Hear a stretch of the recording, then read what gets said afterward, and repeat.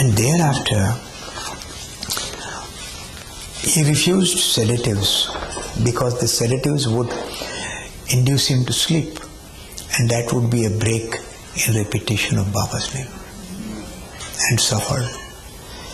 And on the 7th of March 1959, which was the most auspicious day for the Hindus, being the day of the Lord Shiva, Baba visited the house where he was ailing, and he went into the room where he was lying in the bed, and he tried to get up Ramachandra. Then Baba stopped him, and he himself went near the bed.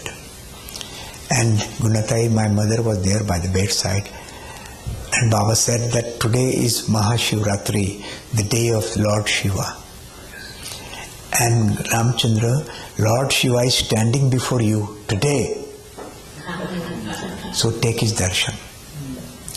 And then he asked my mother to leave that room, and in that room only Baba and Ramachandra were there. And after a few minutes Baba left.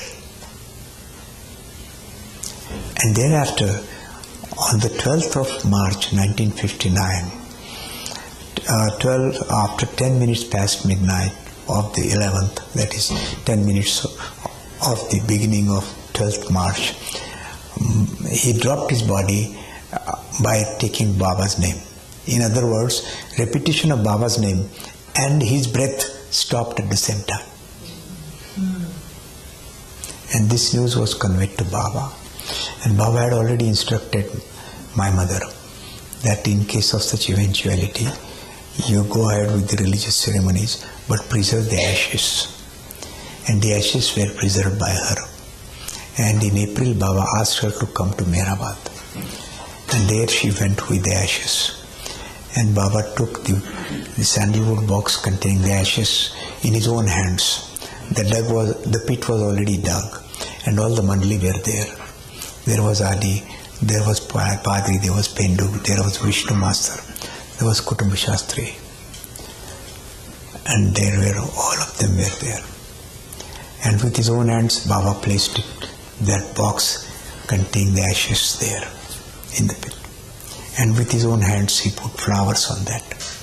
And then he came out.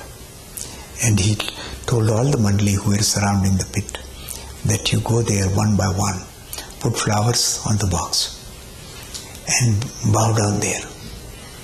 So accordingly, each one of them went there and put the flowers and bowed down and came out. And they were standing around Baba. At that time, Baba looked at them and he said, Godekar is free. He will not take birth again for a long time.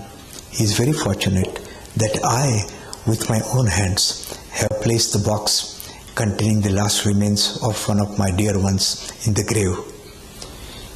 He will only come back after 700 years when I return as the next avatar. And that is the story, my dear brothers and sisters, of the crown jewel. Jai Baba.